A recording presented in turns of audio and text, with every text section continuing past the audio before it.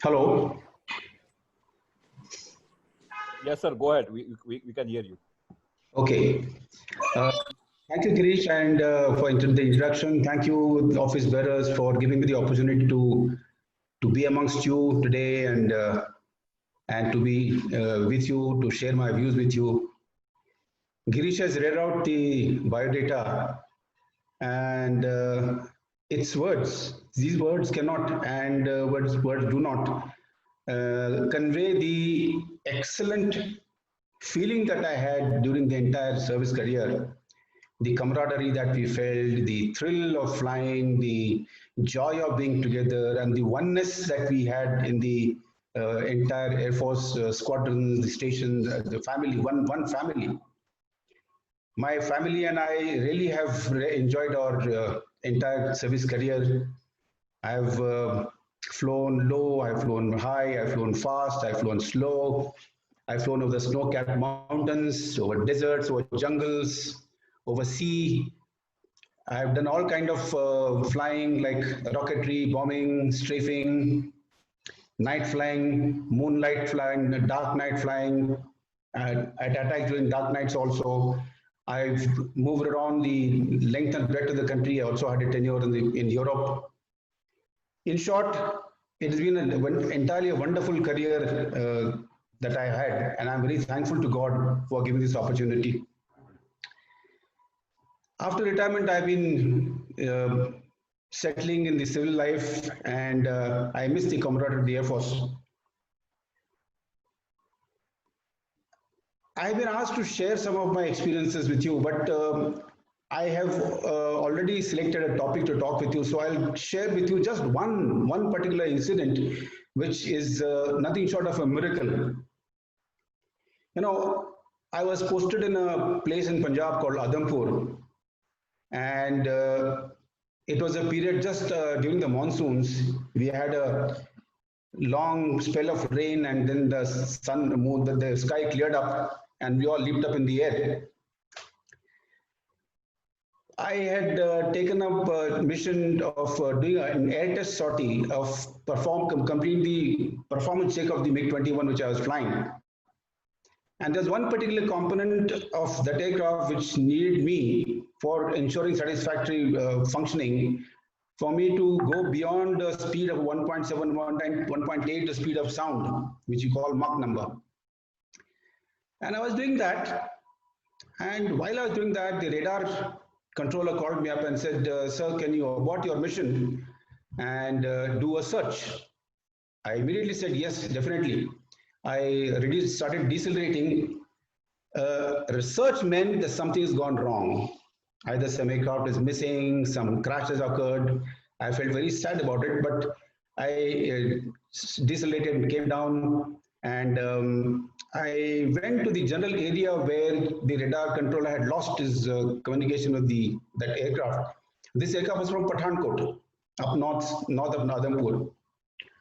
And as I searched and searched, as the radar controller had been guiding me the general area where last of contact was there, I did not see anything. I was looking for signs of some crash, some debris burning, or it was sunshine of that time, so some metal parts might be shining against the sunlight, some smoke, or even a parachute. I found nothing. And after a lot of search, there was not any trace of any aircraft that I saw, and my fuel was running low. So I came back to the base and did a priority landing. After landing, I was walking back to my flight office. I was feeling very sad that I could not find any trace. And I was praying to God that whatever has happened to that pilot, I hope he's looked after by God and ensured he's safe. I came back to the flight office, had a glass of water first, a cup of tea, got my mood back, and I rang up Pathankot and asked expressed to them that I was feeling very bad that I could not trace anything. So he said, sir, don't worry, everything is all right. The pilot is fine. I said, what? You tell me more about it. He told me the whole story. It was like this. That aircraft had gone for a low-level tactical flying with another aircraft, and they were flying at a height of 100 meters from ground and at a speed of about 150, 850 to 900 kilometers an hour, quite fast that time. And at 100 meters, the margin of error is quite small. Something had gone wrong, and this pilot had somehow lost altitude and was very close to ground. He realized that when he saw that, he instinctively leveled out and started putting his nose up. But during the process, he hit the tail and the tail skidded on the ground. It so happened that because of the monsoon, the ground was slushy, muddy, and very soft. So there was no way he could have gone up. The aircraft hit, and as the nose hit the ground, his ejection seat fired automatically because of the impact. And the first thing that happened was, as soon as the ejection seat left the cockpit, the parachute that is there to slow down the speed of the seat, that had operated, and it slowed down the chute, but they did not have time for the pilot to separate from the seat and the main parachute to open. The seat itself hit the ground, and that also was on a very soft, slushy ground. So the villagers came, unstrapped him, and took him to some hut and gave him shelter for some time, and then later on arranged to take him back to the Air Force station. Now, if this is not a miracle, an aircraft flying at a speed of 850-900 kilometers and hitting the ground and the pilot coming out unscathed, this is nothing short of a miracle. And as they say, reinforced my belief that there is some power, some Shakti up there, which is looking after all of us and deciding the destinies of all of us. Now, coming to the topic which I have selected for you, I have selected because it is close to my heart. I'm a great admirer of Israel. I'm one of the many among the many who are admirers of Israel. This one small tiny country which got its independence around almost the same time as in fact it was born around the time when we got our independence. But look at the history of that country ever since it's become independent, become a nation. It has got some 17 enemies all around. Mauritania, Tunisia, Morocco, Egypt, although made friends later, Sudan, Somalia, Arabia, Yemen, Qatar, Lebanon, Syria, Jordan, all these countries, further to the east, Iraq, Iran, Pakistan. In fact, almost all Muslim countries are potential enemies of Israel, except UAE, which has now made friends, and perhaps Saudi Arabia will soon to follow. But look at its history. It is all along been facing a fight for survival. And how many are there? Just about a few lakh, not even a crore of the population. But after the 1967 war and thereafter, it is now controlling a territory far, far higher than what it had to begin with. How does it all do all this? It's a spirit that they have amongst us, a oneness, which we should take note of. It has an intelligence system, an intelligence wing for internal intelligence called Shin Bet, and for external intelligence it is Mossad. Mossad has been in the limelight for several fantastic feats that have been performed, and perhaps most of you would be aware of what kind of feats those people have been doing. The information about Mossad is written in so many books, so many pieces of literature have come out on that. However, for today's short talk, which I have to cover in about 20-25 minutes from now, I will restrict myself to one particular book written by a person who was in Mossad, and then later on, after leaving Mossad, he has written this book. This book is called By Way of Deception.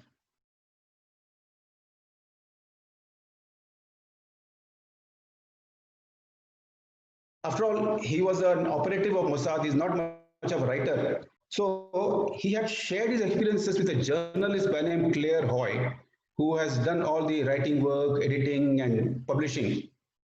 This book was published in 1990. The beauty of this book is, after leaving Mossad, this gentleman went and settled in Canada. And the ethical person that he is, he wrote even things which are not right with Mossad and sent a copy of the draft to Mossad and telling them that I'm publishing this book. He didn't do anything behind back. He didn't do anything expose them. He told them first he's going to do that. Now, Mossad tried its best in the courts of Canada and United States to stop his publication, but failed. The judges in Canada and United States were not convinced, so it allowed the publication of the book. That's how the book will come out. This book starts with the motto of Mossad. The motto is, by way of deception, thou shalt do war. It means by using the method of deception, you will fight. Remember note the emphasis on you will fight. It's something like an injunction that the person, the organization must fight. If you remember what Krishna said to Arjuna, Tasmat uttishta kaunteya yuddhaya krita nishchaya. You resolve to fight. This goes one step further and say you will fight. Now, it so happens that the Mossad as an intelligence wing, external intelligence wing of Israel, and its defense forces are so closely enmeshed. It's difficult to find a thin line between them. One doesn't know where one starts and the other begins. So that's how closely knit their both these organizations are. The one number of feats that Mossad has performed so far will give us an impression that it's got a huge organization all the world over. That is not true. If you compare with the other intelligence wings, intelligence agencies such as CIA, CIA has got 25,000 in its headquarters only. God alone knows how many are there in the rest of the world. KGB is known to have 250,000, 250,000 employees in its employ. Whereas Israel's got only 1,200 and is operating all the world over. How does it do? With just these few employees, it makes full use of the loyal Jews who are settled elsewhere in the rest of the world. They are called Syanees. They maintain loyalty to the host country where they are staying. They obey all laws of the host country, and yet they do all they possibly can to help Israel achieve its national goal. They form lobbies in their countries to try and get those governments to follow policies which are favorable to Israel. That is how they function. You will notice Israel has done so wonderfully well in all spheres, even in technology. It's a small country, it is giving missiles to us, to India. So we are such a huge country compared to Israel. They are selling Barak missiles to us. They are giving us very top of the shelf radar called Falcon 2. Wonderful radar. Now, how does it do all this? It has always remains technologically ahead of everybody else. Its concentration is on Vikas, Vikas, Vikas. It doesn't believe in anything else. Yet they are a very close-knit, all the entire Jew community is closely knit all over the world. Maybe some few dissidents, but by and large they are close-knit. If you were to ask any CIA person, CIA agent, he will say, I work for the CIA. If you speak to anybody from the KGB, he'll say, I work for the KGB.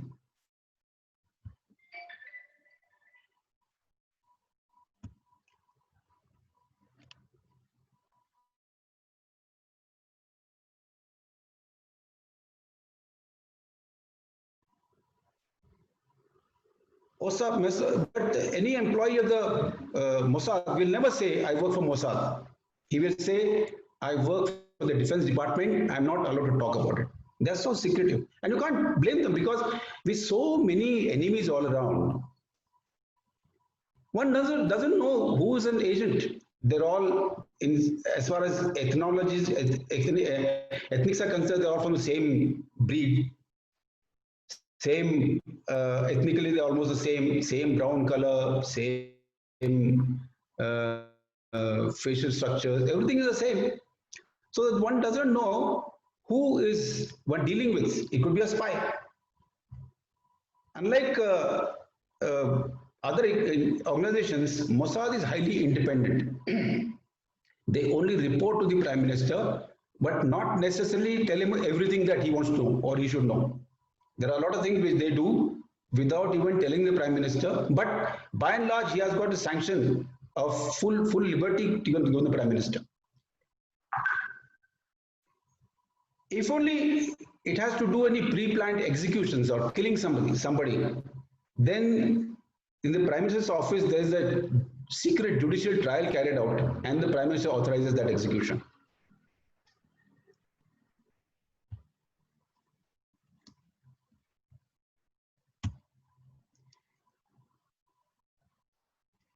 How does one get into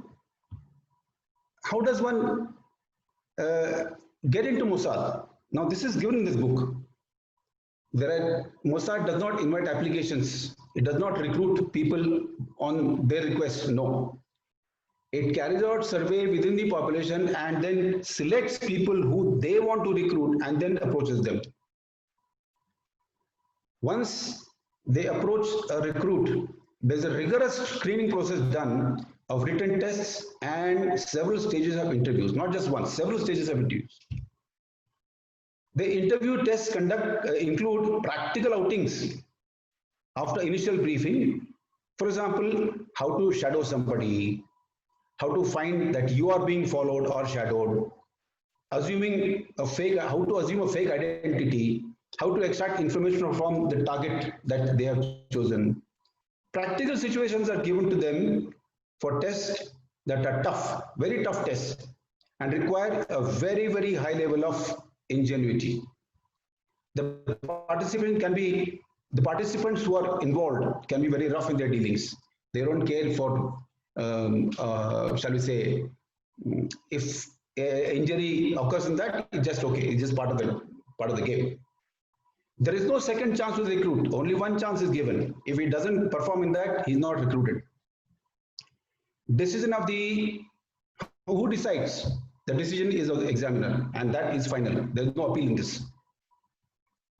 Now, when the recruits are being trained, the one thing which is told to them, remember, we have to hang on to each other. If we don't, then we'll be hanging next to each other. And as one Mossad agent told another, when I am sitting with a friend of mine, he is not sitting with his friend.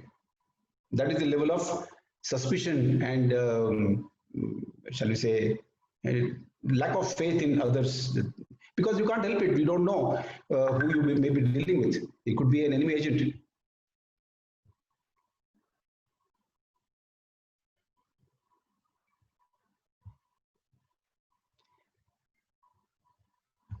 Now, I will tell you some of the significant achievements, significant feats which have been done by this organization.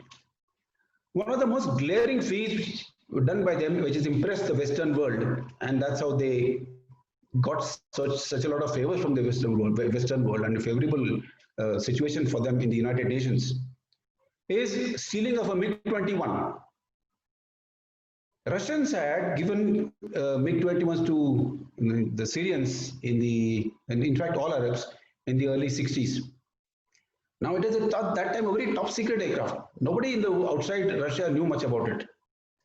So the Israelis and Frenchies, British, Americans, they're all very keen to know what this aircraft is all about. One of the first Israeli Air Force officers who established the Israeli Air Force. His teaching to his subordinates was, you must always get to know all that you possibly can about the enemy, including the weapon systems. Without that, you cannot fight. So Israel used to go out of its way to find out everything about enemy's weapon systems, especially the Arab systems. And since they could not find information in the open source, they made an attempt to steal a MiG-21 in early 62. But the person who was approached, he reported to the government, and that agent was nabbed and killed and executed, and he was hanged in public. They made one more attempt, that too failed. But a third attempt, which they succeeded in 1963-64.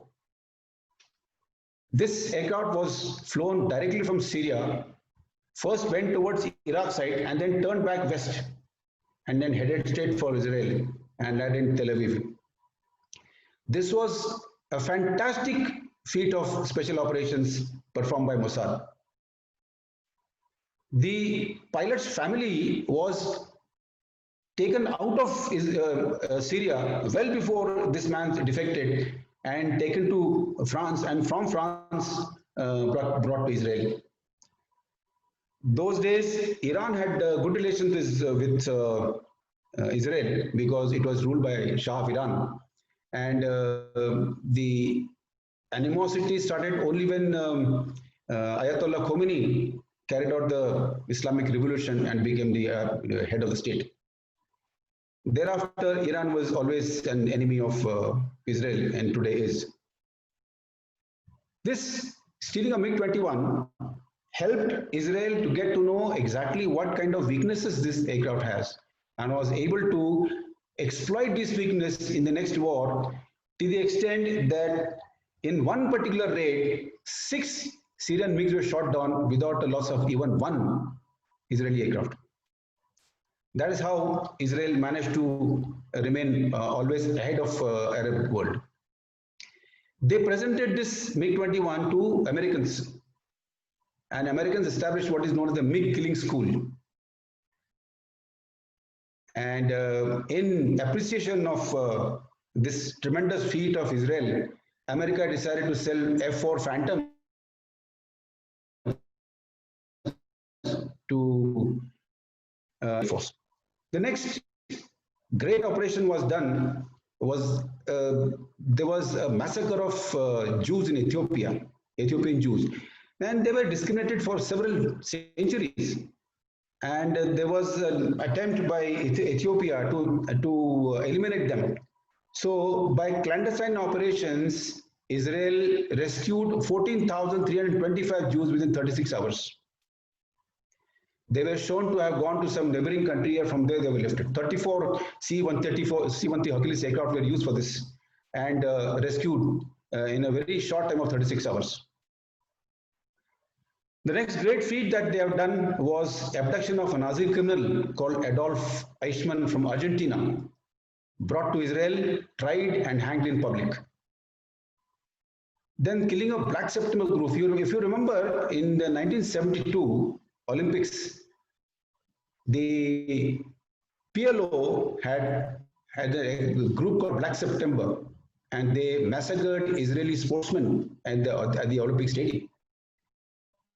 The Prime Minister Golda Meir that time vowed that we will take revenge of each and every death, and they did so. They found out all the killers who had participated in this mission and eliminated them one by one. They only made one mistake. There was a Norwegian person who almost looked like one of the killers, and he was unfortunately killed. Then they had got precise intelligence about the Osirak, or the Iraqi nuclear reactor. From the ground, they managed to get the accurate details, and that is how the Israeli Air Force was able to carry out pinpoint attacks on the domes of Israeli Iraqi reactors, and destroyed the reactors to the extent that Iraq's entire nuclear plan was put back by several decades. Similarly, they delayed the Iranian nuclear project. Syria tried to divert the Jordan River. Jordan River would have diverted Jordan River waters would have ensured that Israel would have been starved of water. Mossad found out that this is what is the planning. Israel straight away bombed all the equipment that. So that was failed.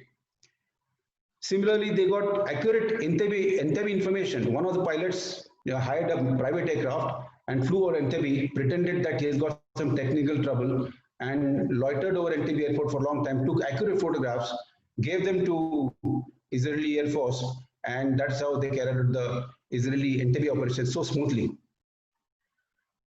Several attempts on Golda Meir, they were thwarted by Mossad.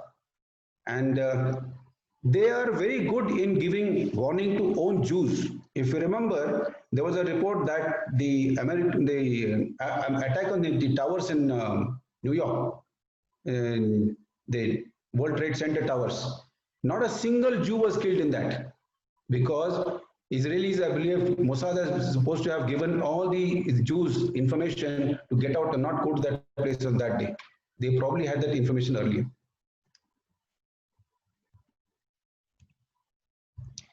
Similarly, the book also talks about some failures. The greatest failure has been creation of Hamas, and it's an organization created by Mossad to counter the PLO, but now Hamas is against them. Then one of the agents called Eli Cohen was a great agent in Syria. They failed to sort of protect him, and he got killed by Syrian judicial system. There were fake passports which were issued by Mossad for operators in Britain and New Zealand. Now this made Britain and New Zealand very angry. One of the failures which is supposedly attached to Mossad is the prediction of the 1973 war. 1973 war, Israel was taken by surprise, and this is said to be a failure of Mossad. And lastly, the prevention. Mossad failed to prevent this publication of this book.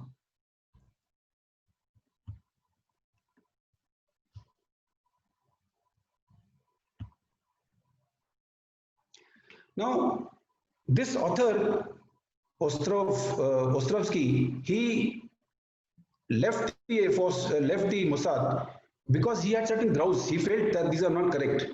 One is he feels that pulling down own government and forcing elections within Israel, that was not ethical. Then sale at exorbitant rates of spares to Saudi Arabia. They did it for raising money for their own country. In fact, Mr. Manohar Parrikar had found out that Israel was doing this to us also. They were importing leather from us at cheap rates and selling high quality boots to us at very highly exorbitant rates. This was stopped by Parrikar, and the manufacture was begun in our country. Then the helping Sinhala and Tamil forces fighting against each other. This was not ethical. So that's why he felt very angry with that. Helping South Africa with the nuclear program, where the attempt was made by the world to contain spread of nuclear arms. Mossad had helped South Africa to get nuclear technology.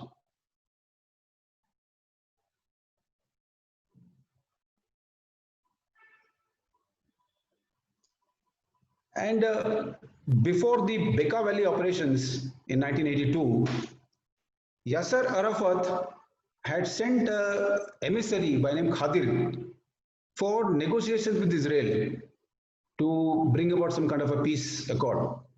But Israel did not want to go into a peace accord. In fact, they wanted the war to take place in Lebanon so that they would destroy the PLO entire effort. So Mossad ensured that this person was killed, Khadir, and they made it appear as though he was killed by Abu Nidal, one of their own agents. So this was a very unethical mission as far as this person concerned.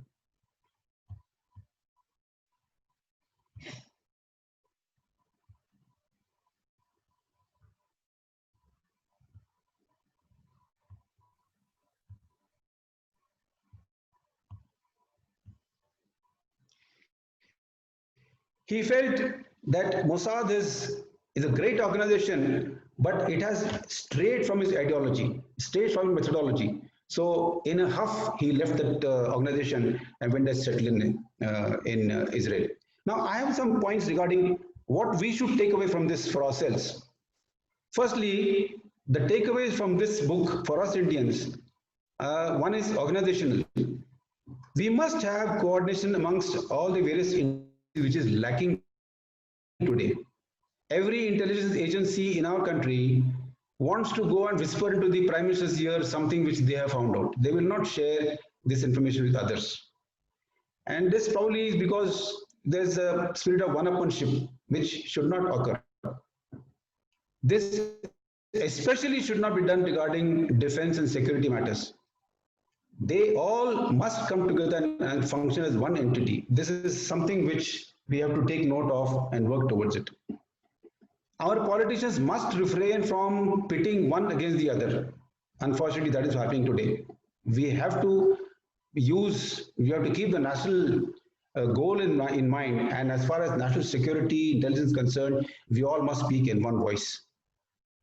Our defense forces must function seamlessly. Today it is being somewhat prevented because of various other purposes, interference of bureaucrats, and lack of cohesion with the agencies like HA, DRDO, etc. And how much importance we as a nation should give to unpleasant happenings.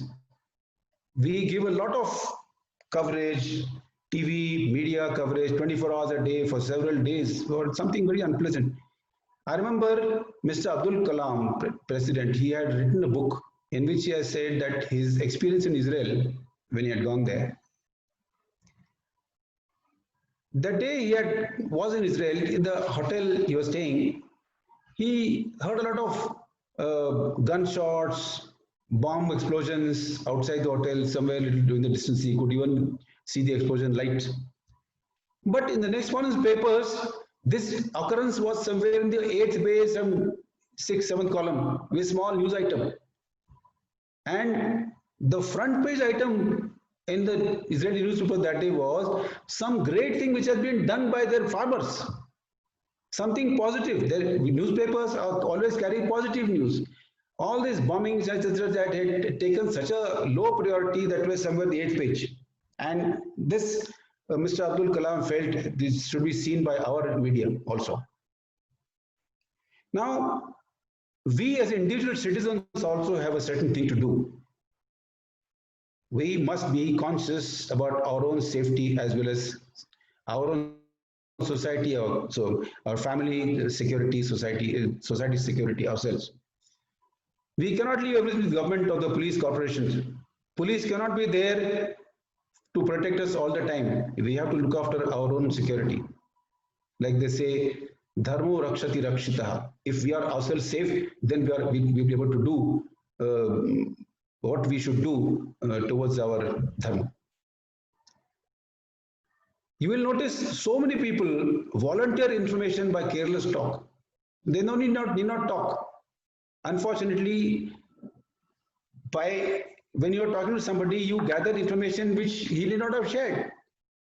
We have to make things difficult for the enemy to obtain. We should not volunteer. The other day, TV was showing the Tejas aircraft being deployed at Nalia airfield, and number of squadron, everything was mentioned.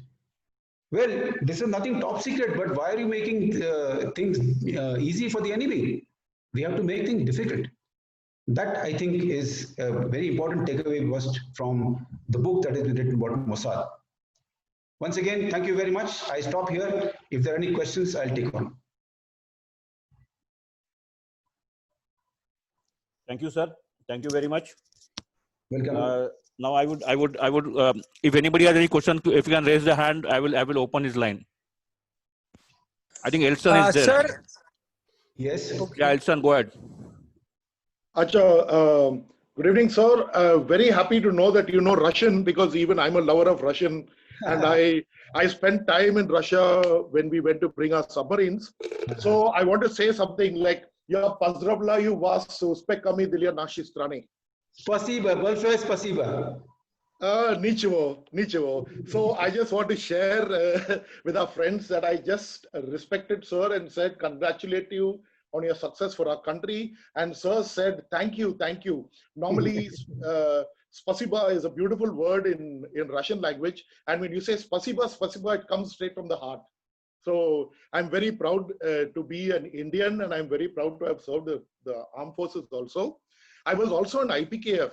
So I had this small little question. Yeah, sir. I was in IPKF when we were guarding Malipatnam, and we were preventing the injured LTTE from coming into the Indian mainland. And we had our boats and commandos and all that. So I was in a commando operation also. So what we came to know was that the Mossad also tried to suppress the LTTE, but they failed miserably in spite of these guys fighting in lungis and bathroom slippers, but they had guns and weapons. So what exactly you think could have gone wrong that even the Mossad couldn't suppress the LTTE, or they failed? I cannot say that because this book doesn't cover that, and not much has been written about the failure. Yes. This book only mentions that they were playing one against the other. It is not that they were trying to put down LTT. Oh, okay. One against the other.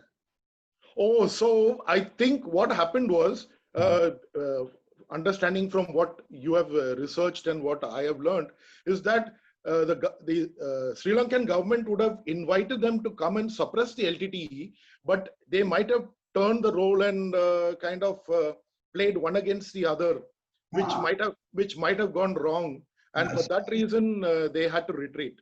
So see, this has been written by the man who was in the Mossad himself at that time. True, true. He knows. So and when he said that they were playing one against the other, that is the real inside information. We My may not God, really. from outside.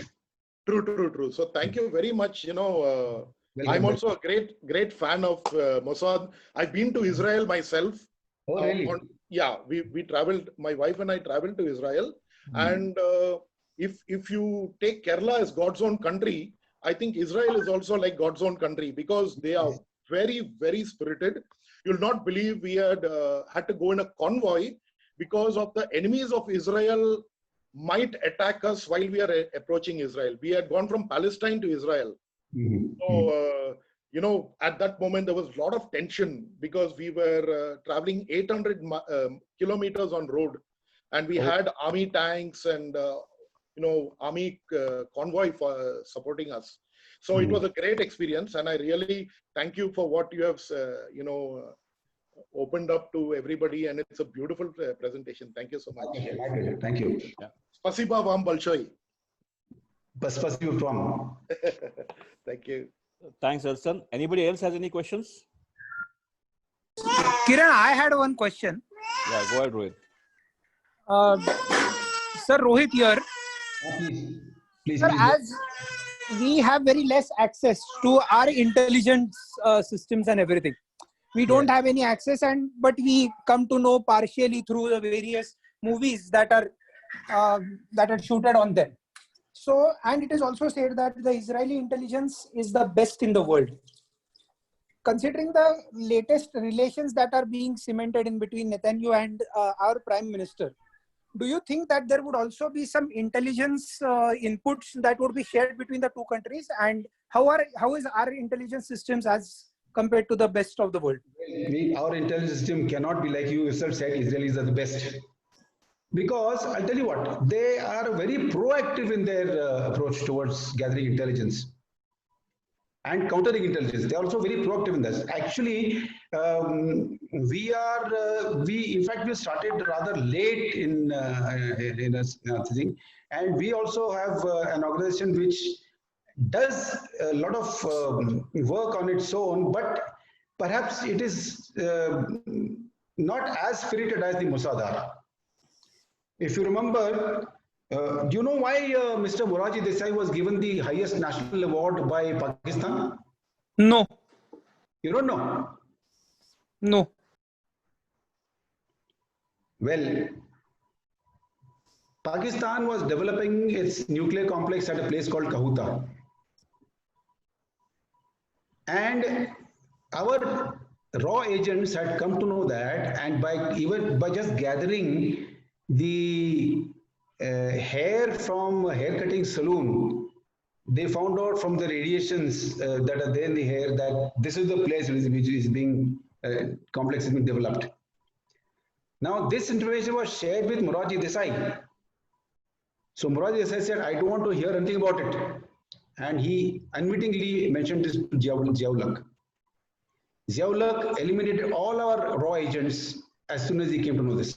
So this is how our country, we have not been giving the kind of importance to our agents. We don't look after them. All the raw agents were killed. They gathered such intelligence beautifully, but our politicians, they play a very... I remember also that Mr. Indrajit Gujral, he was a pacifist and he had a, shall we say, Pakistan, India, bhai spirit in him. Is there any change? He ordered the dismantling of RAW. You may not believe it, but that is true. Is there any change in the approach of the government now and the government then? Definitely there's a change, but we are so far way behind in the, shall we say, methodology. The Israelis are so far ahead. Okay, one immature question, which might sound immature. It is said that the Mumbai police is the best, is the second best or the third best. So if one of the state's police organization is compared as second or third best police in the world, then don't we have the infrastructure or don't we have the attitude to develop this intelligence system in us?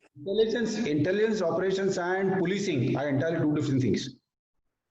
Mumbai police may be very good in traffic control, very good in internal crime control, etc. But gathering intelligence and feeding it to the defense forces, feeding it to the foreign relations, feeding it to the, whichever financial, economic, security systems, and there are entirely different things. And the methodologies are different. This is not a policing job. Okay. Thanks, Rohit. Anybody has any questions? I just wanted to clarify one thing with Rohit, since we are discussing very interesting topic that, they consider Mumbai police as good as Scotland Yard or even better. The reason for the Mumbai police to be so successful is that their goodwill towards the public and the kind of information system that they have is extremely strong. It's extremely strong that there are volunteers working for the police, whistleblowers and volunteers that support the police a lot.